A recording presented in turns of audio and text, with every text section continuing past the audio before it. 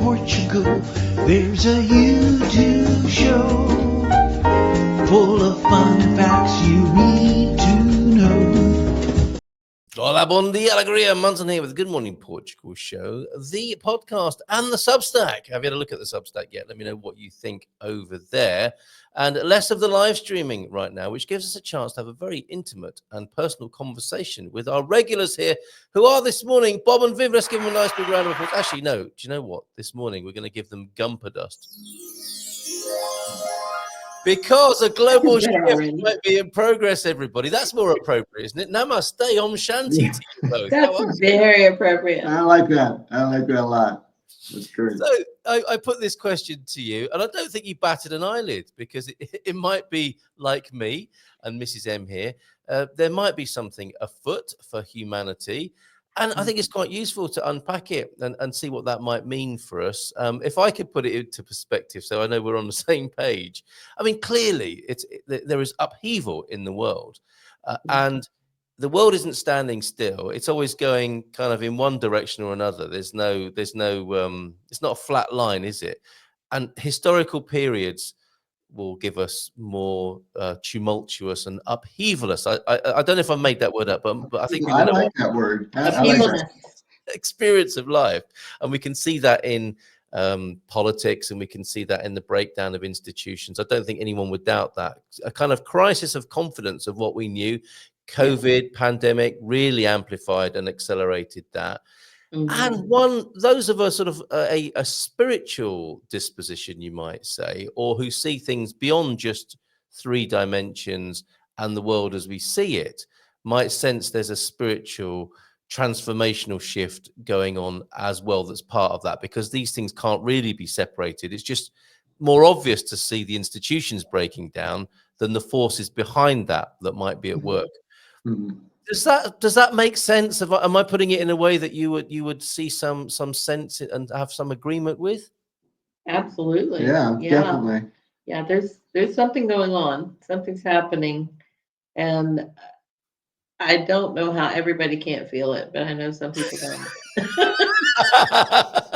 Yes, yeah. Well, I guess it's personal, isn't it? Whether at what level you want to see it, Right. Have you always been of that sort of disposition? I'll start with you, Viv, on that.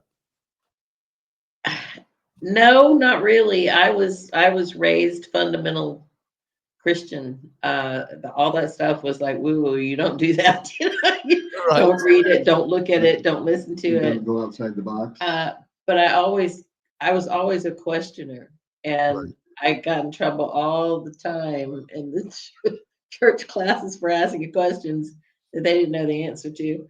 And the answer was always, well, God doesn't want us to know that yet. So yes. If we could move on, and you could stop asking questions, that would be great. Right. Just shut up.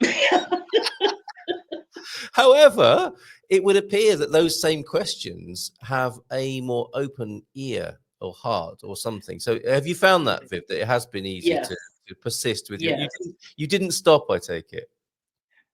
Oh, I haven't stopped. I've never stopped asking questions, but I'd stopped asking them of those people. I don't, I don't go to church anymore. I don't, none of that. So it served its purpose, I guess, but it's not for me anymore. Right.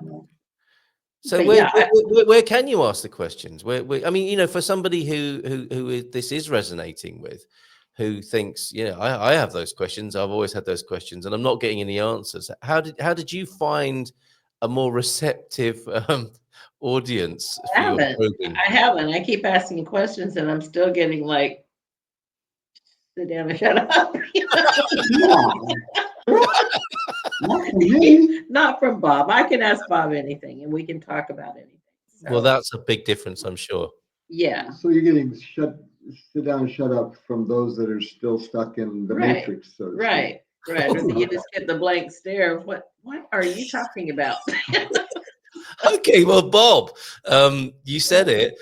Stuck in the matrix. Is that one way of framing this? There is the status quo, which we might call the matrix, and anyone who's seen the Matrix will get a sense of what you're talking about. Yes. Do you see that as a dynamic? Is that how you're framing this phenomenon?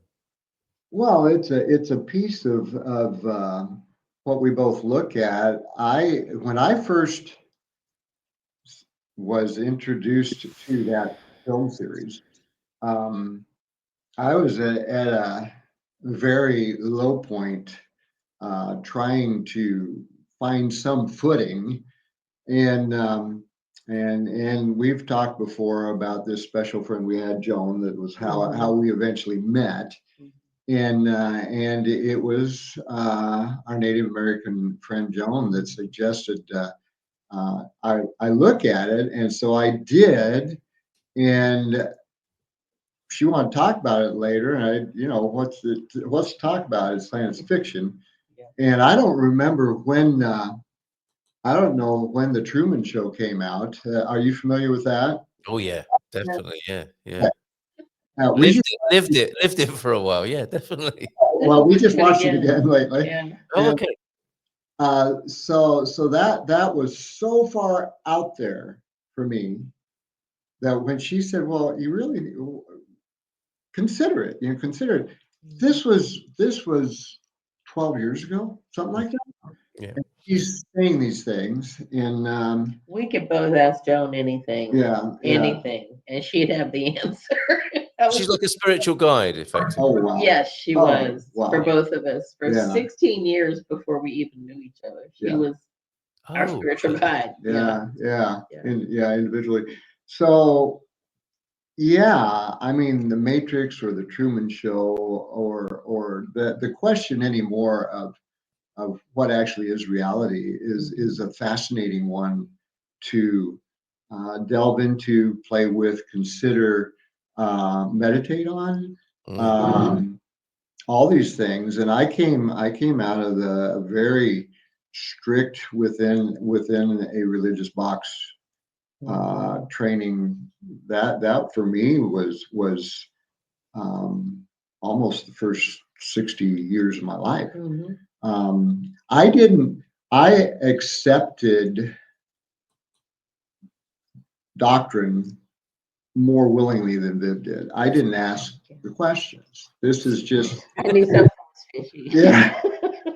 And I didn't, and we're not wanting to bash No, not at all. at all where we came from, because it is an absolutely phenomenal grounding base point for what we see in this question of a global shift, awareness. And I think, going back to your question with Viv, part of what I see is the more of us that are asking questions, then the more people will start asking questions. Yeah. And it doesn't have to come from direct conversation or even input at all. I think it comes from who we are and where we're living and how we're processing our reality. I think it is a natural outgrowth that people will begin to wonder where we're at, what's going on. Yeah. Which, if you put it in the historical religious perspective, was what we were taught, but what wasn't really necessarily lived out in the box of religiosity. Yes, yes, yes. And when I started to look outside the box, I all of a sudden began to realize that all the stuff that I was told was false actually aligns extremely well with what I was told was truth. Yeah. Yes, yes. Does that make sense? It does, and thank you for putting it so respectfully as well, because you know there's a balance to be struck, isn't there, to respect and honor where we've come from, and it's got us this far, and now there might be something else in progress, and we can take we can take what has been useful and informative and enriching and nourishing, and build upon it, which it sounds like is what you're doing. And you mentioned there, Bob, about where you live. Now, obviously, Portugal plays a part in this. You moved, and I don't, for many people, moving to Portugal is about creating a more affordable, but better quality of life. Now, that also can be read at two levels, can't it? There's a very sort of prosaic, economic, material, physical level of that, but also people are finding that there's a nourishing and spiritual part of that as well. Moving here, there's something about this country and its history and its energy, to use that word, that people are attracted to as well. Is that true for you both? Can I start with you on that, Viv? Yes, when we got here, we had never been to Portugal before we moved. So we'd been to Europe. We figured we'd like it. But anyway, we came and it was a heart call. It was the minute we got here, it was like, okay, this is right. This is home. This is exactly where we're supposed to be, which is what we hoped, because we were, dreading that feeling of, man, you screwed up. What are you going to do now? But we didn't have that. It was just, this is right. And this is exactly where you're supposed to be. Yeah. And it's been great. Well, that's a good feeling, isn't it? It's a very good feeling. Yeah. Well, we continue to find that as we wander different places across the country, and going back to our historical background. It's fascinating here that there are times you walk into a church and you just get this sensation, this hug, this I don't presence, spiritual presence. You feel something. There are other times that it's a building, and It's a pretty building, and that is fascinating. And most recently, we've started to run across some video series about sound, and we moved with tuning forks. We had already been introduced to what sound does to and for the body and the spirit. Human biofield. It's kind of amazing. And so now we're learning that there is a frequency of rose windows in cathedrals. Is that right? And it's measurable. Yeah, it's measurable. And they all are in tune. They're not all at the same frequency, but they're all harmonized. Yes. They all harmonize. And I think when you go into one of the churches that you feel nothing, either something has happened to that window, or I think it's got to do with that window. It's either been broken, it's been replaced, it's something has happened. Yeah. And I just find that fascinating that they all harmonize in frequencies. Well, there must be something about it that we're not getting right, because and it's not just the windows, is it? Or the stained glass. It's the cromlechs, the orientation of buildings, the siting of buildings, the history of buildings. And we do tend to take a very sort of, in our modern life and our modern mind, a very sort of doctrinal approach, don't we? An irrational approach. It's just like that. It's just like this. Let's not talk about it. This is just how it is. We've had a lot of that in these last few decades, and it seems the lid is off that, or the sides are falling apart, or the foundation is on, because what we've been trying to do and hold on to was okay for a while, but it's not working for so many people and so well any longer. So I guess on the one hand, people are looking for solutions. They're being forced to, aren't they? And then those like you, Viv, who've been asking questions since they were children, it's like, thankfully, finally, something is occurring. The ground is rising to meet your feet. And this energetic thing is wonderful. The writer Umberto Eco described Portugal as the belly button of the world in terms of countries being different chakras and so on. And you get you pick up these little nuggets around the place, don't you? There's something I can't remember There was a recent video about I think autistic people telepathically communicating with each other. The telepathy. Really? Okay. Wow. Yeah, people, sort of non-verbal people in our world, but very verbal or differently Yeah. communicative in different realms. I could I see can that believe that. Yeah. easily. And there was. I mean, obviously, this, this is a very specific group of people. This is not, what tends to Sure. happen is this gets generalized, doesn't it? Like, wow, you're autistic. You can draw a cathedral from your mind, and it's like it's a spectrum. It's different for different people. But what was remarkable about hearing about this is there was a woman talking on there, and she was talking about the structure of water and how she'd been to a water conference in Portugal. I saw In that. Portugal, really? Yes. I saw that. Yeah. And then excuse me. And then I heard, there's a big major esoteric astrology conference in Porto. There's an annual astrology conference. Yes. And typically, with in terms of Portuguese marketing and awareness of things, we don't know all these things are going on, do we? And I think, I mean, there's a shaman in Barcelos. Who knew? of course there is. It's like, who knew? And they're all over the place. I mean, there are so many spiritual people here. Yeah. That I can well see it being the belly button of the world. And they're all drawn here. Yeah. So I think it's wonderful. It is. And we did, it was a bit of a heart calling. It really was. And so we're still, we're still expanding those connections.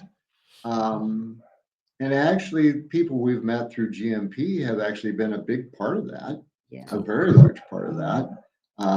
Thank you, and Louisa, and all that you are doing to be aware yourselves. I guess I'll put it that way. It's not like you're pushing anything, but your awareness draws people with like awareness many times.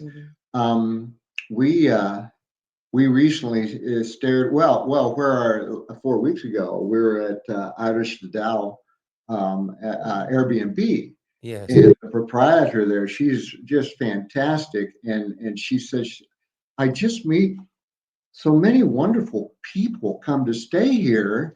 She said, I don't understand why. I looked at her. She speaks really good English. I looked at her and I said, Zilda, I know why. Yes. She looks at me. I said, it's your spirit drawing them. Yeah. It's what she's done there. It's what she's and her own spirit. Her own spirit. It's Yeah, her own spirit. I think so. That's why we love going there. Yeah. And it's just a great place to. It's energy and vibration again, isn't it? Yes. And so we find that sometimes you're walking somewhere and you just catch somebody's eye and there's an exchange. Yeah. I think we're going to see more and more of that. So I think too. As we conclude then this morning, and it's great to see you both again, and lovely to have this conversation. And some last words. I think what will be really helpful from you both is encouragement to other people who have that same inkling, because I think that's what this is about. And the last thing we need is, I'm a bit reluctant sometimes to talk about this, the idea of being spiritual, because I think the last thing we need right now is spiritual people and not spiritual people. Another way of othering. That's Don't need more othering. We need a possibility in which people can include themselves if they want to. So it's not so much a club or an orientation or a rational thing. It's like just an expanding of the awareness, isn't it? Which is available to anyone, as I understand it. So what was your encouragement to people who find themselves in that position? What would you say, Viv, to people who have this inkling and this curiosity? What would you say?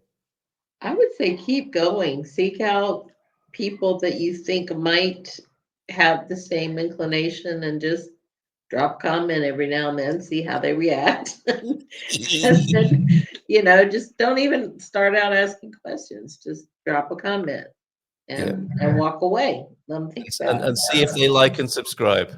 Yes. You can subscribe. Oh, there you go. In person. Yeah. There you go. That's lovely. Thank you, Viv. What about you, Bob? Well, I actually wrote down 2 quotes that I ran across this morning Cool. that just really struck me. We're getting a visit later with Dan and Sarah Taylor, and Sarah gave us the question some time ago as we got to know her. What else is possible? Yes. And we're No, what else is possible? yeah, and so I was listening to a Joe Dispenza meditation this morning, and in the middle of it, he says, "Create from possibility, Yeah. not from memory." Yes. Well, that really beautifully illustrates what we're talking about. You know, we have a Yeah. memory, don't we, of how things should be, how we want them to be, how they've always been, Yeah, and that excludes possibilities if that's not. yeah, Right. yeah, Yeah, the yeah. boxes do. And the second one was from Sean Ryan. The truth is like a lion. You don't have to defend it. Set it free, and it will defend itself. Marvelous. Okay. Isn't that Excellent good? stuff. Thank you both. What I'm also going to do before you go is just enjoy a little bit of a trip into the countryside with you. You've got just Oh, about yeah. 30 seconds of lovely video here, and then we'll send everybody off on their week with those wonderful words ringing in their ears of inspiration. Thank you both, Bob and Viv. Let's have a look at this, a beautiful waterfall to cleanse ourselves with. Yeah.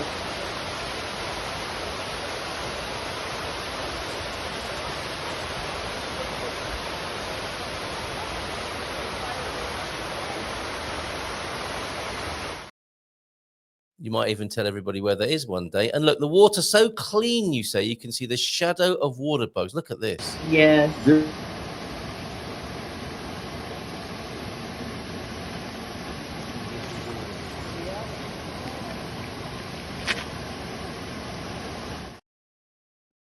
Beautiful. So great to talk to you both. Bit more gumper dust for you as we leave. But thank you so much. Onward and upward into the global shift, Bob and Viv. Thank you very much. There you go. We're There you ready. go. Bye for now.